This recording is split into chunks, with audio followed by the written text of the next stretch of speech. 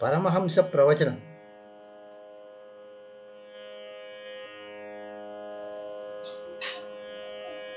బ్రహ్మహత్యాదోష పాప పరిహారం కోరి ఒక రాజు ఋష్యాశ్రమం వెళ్ళాడు.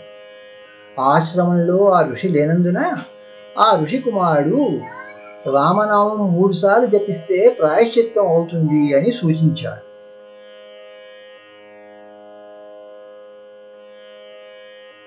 ఆ తరువాత ఆ ఋషి తిరిగి వచ్చి తన కుమారుని పరిహార సూచన పట్ల ఆగ్రహంతో జన్మజన్మల పాపరాశినంతా ఒక్కసారి రామనామం జపం చేయడంతోనే వెంటనే పరిశుద్ధి చేయగల రామనామాన్ని 3 సార్లు నిర్దేశం చేసిన తన సుతుని బలహీనమైన విశ్వాసానికి ప్రతిగా వెలివేయబడ్డ భ్రష్టుడు కమ్మని శపించాడు.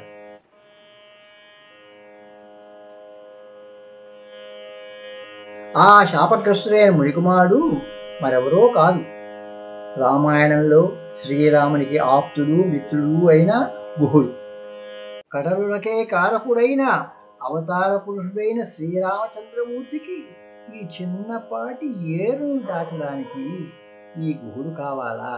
తనను కడతేర్చి తరింపు చేయడానికి కాకపోతే అన్న వినమ్రత పేరే గుహుడు.